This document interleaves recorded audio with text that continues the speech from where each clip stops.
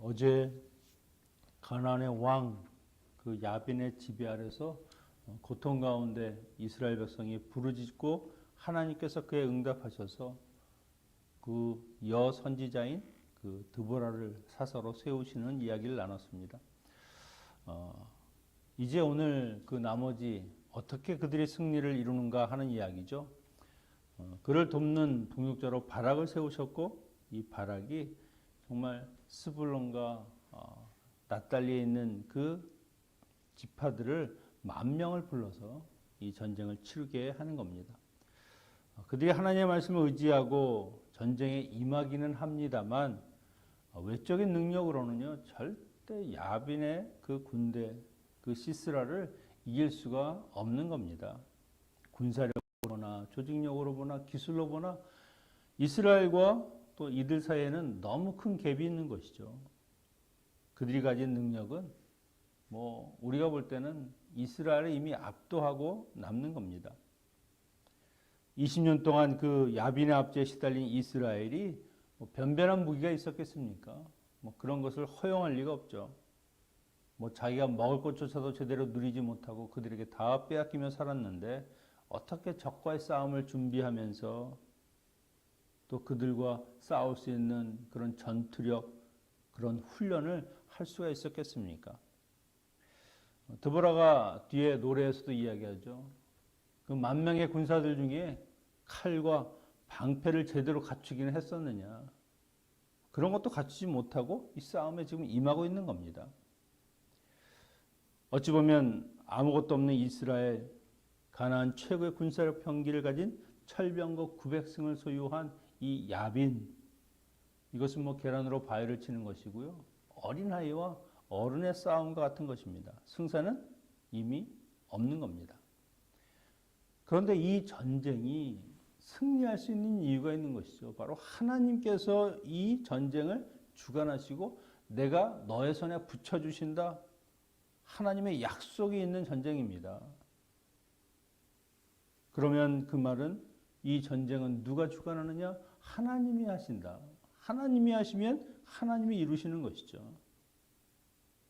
이스라엘과 야빈의 싸움이 어린아이와 어른의 싸움이라고 하면 그 야빈과 하나님의 싸움은요, 이건 개미와 인간의 싸움과 같은 겁니다. 완전히 말이 안 되는 그런 싸움이죠.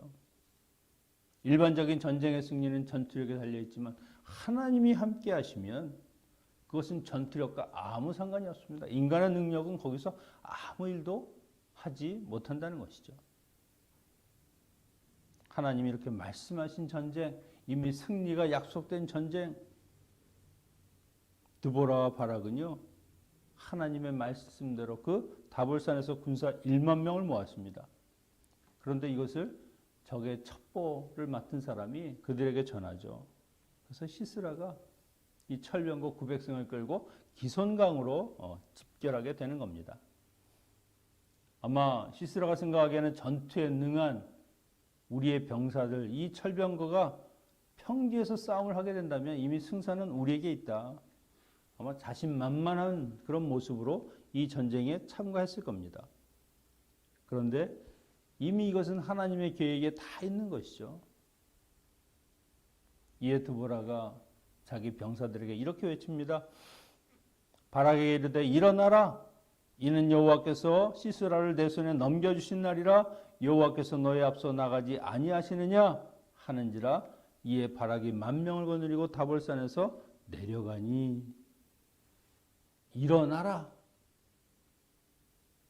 이것은 빨리 시작하라는 의미보다는요, 이미 하나님의 승리가 보장된 전쟁이니까 너희는 그렇게 사람을 보고 철병거를 보면서 두려워할 것이 아니라 그 전쟁에 나가서 하나님이 원하시는 대로 하나님의 말씀대로 그렇게 싸워라 하는 것이죠.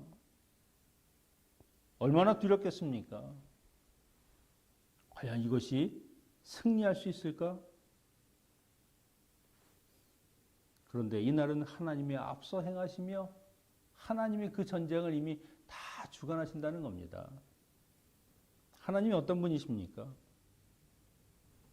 우주를 창조하실 뿐만이 아니라 날씨를 주관하시는 분이시죠. 전쟁에서 가장 중요한 것은 날씨입니다. 비가 오는지 안 오는지, 추운지 더운지. 이 한 사람의 리더가 하나님의 말씀 위에 굳게 서서 온전히 하나님을 의지하니까 오합지졸 같은 군사들도요, 하나님의 군사가 되는 것이고요. 이 믿음이 철병과 구백성을 능히 이기고 남는 강한 무기가 되는 것이죠. 우리도 마찬가지입니다. 세상이 아무리 강하고 두려워 보인다 할지라도 믿음 위에 굳게 서 있으면, 하나님만을 온전히 의지하면 세상이 감당하지 못하는 그런 사람이 되는 것입니다. 이스라엘 군대의 지휘관은 하나님이시죠. 하나님께서 그 기손강으로 모으라 할 때는 그 땅이 비록 건기에는 굳어 있지만 비가 내리면 완전히 진흙더미가 되어서 철병거가 아무 역할을 하지 못하게 되니까 하나님이 그곳에 폭우를 내리십니다. 전혀 아무도 예측하지 못한 일을 하시는 것이죠. 군대는 공경에 빠지고 혼란에 빠지고 기동력은 완전히 상실했습니다. 오직 하면 철병거에서 내려서 도망을 합니다. 하나님이 함께 하시는 전쟁은 이렇게 인간의 그 생각과 인간의 예측을 뛰어넘는 그런 승리를 얻게 해 주시는 것이죠. 16절에 보니까 한 사람도 남은 자가 없었더라. 얼마나 큰 대승입니까? 드보라로부터 하나님의 말씀을 듣고 승리를 확신하며 나아갔던 바락과 이 이스라엘 군대가 실제 하나님의 말씀대로 대승을 거두고 하나님이 얼마나 능력이 있으신 분이신지, 하나님이 얼마나 전쟁에 능하신 그런 용사이신지 그들은 깨달았을 겁니다. 아, 하나님이 함께 하시면 언제나 승리는 우리의 것이구나. 철병거가 아니라 하나님을 믿을 때 승리가 우리에게 보장되고 있음을 그들이 깨닫게 되는 것이죠. 다윗이 골리앗과의 싸움에서 한 말이 정말 진리입니다. 전쟁은 칼과 창에 달려있지 않다. 오직 하나님께 있다.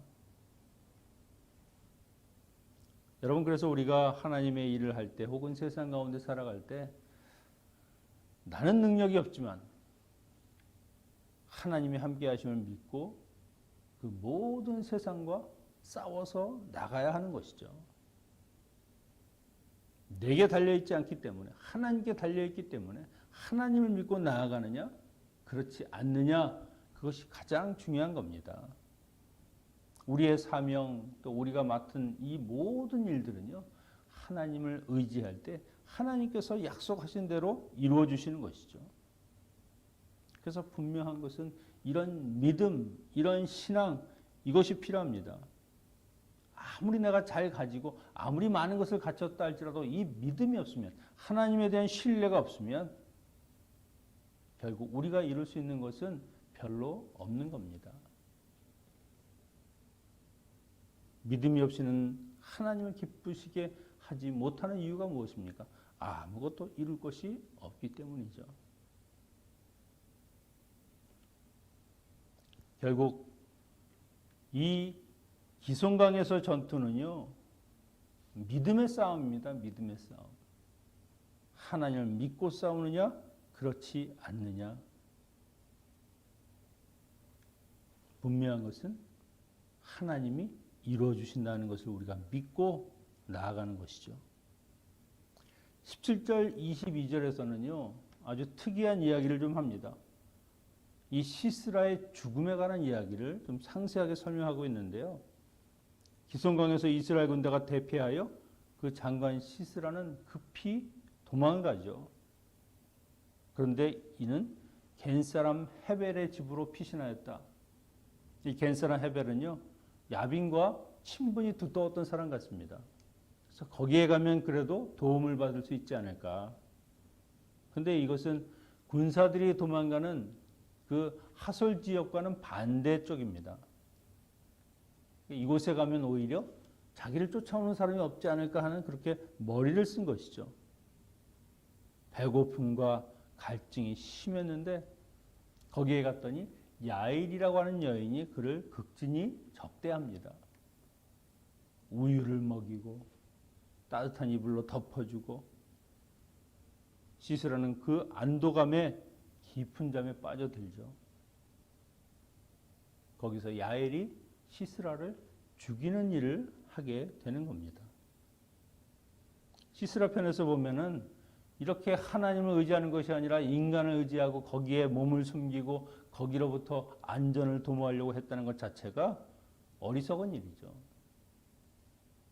인간은 그저 안개 같은 존재라는 겁니다. 하나님을 떠나서는 이 세상 어디에서도 안전한 곳은 하나도 없습니다. 하지만 하나님을 붙들고 있으면 이 세상 어디든지 오지든지 위험한 곳이든지 하나님의 품속이고 하나님이 보호하시는 곳이 되는 것이죠.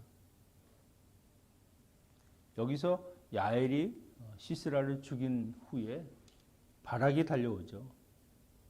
그가 달려오는 이유는 하나입니다. 자기가 그 시스라를 죽임으로 인해서 이 모든 전쟁의 마무리를 내가 하고 그 영광을 차지하겠다는 겁니다. 근데 이미 야엘이 그 일을 감당했습니다. 드보라가 9절에서 영광은 여인에게 돌아가리라.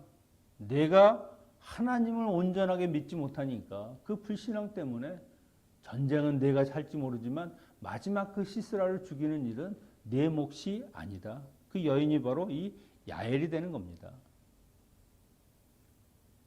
그런데 야엘이 이 같은 시스라를 죽이는 행동은 어찌 보면 좀 잔혹하다 할 수 있습니다. 하지만 이것은 개인적인 감정에 휩싸여 충동적인 살인이 아니라는 것이죠. 방법은 좀 잔인해 보일지 모르지만 이건 하나님의 심판입니다. 심판. 그가 지은 죄에 대한, 그가 지은 그 모든 악행에 대한 하나님의 심판이기 때문에 그것이 잔인하다 아니다의 차원이 아니죠.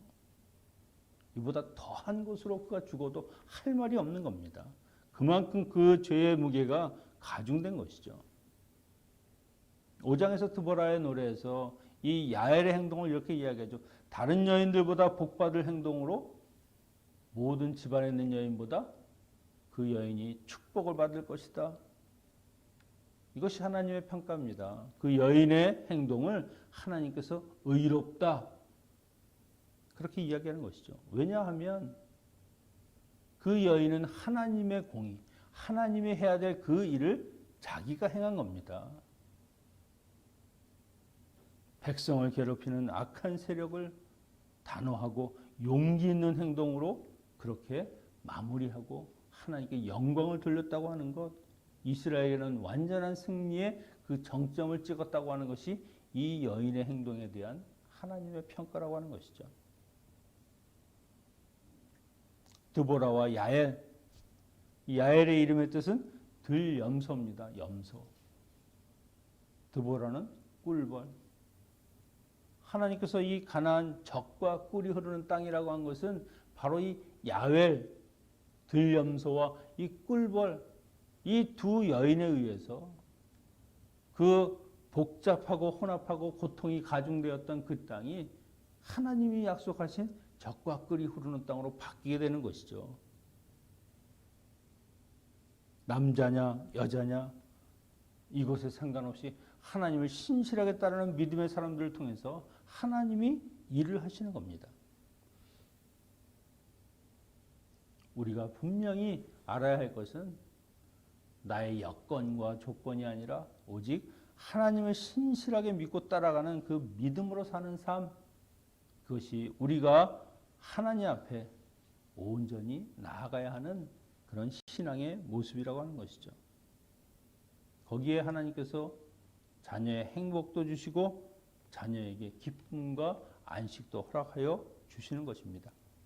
우리 모두 드보라와 야훼가 같이 하나님을 신실하게 믿는 믿음의 자녀로 살아가는 그 축복이 함께 하시기를 축원합니다.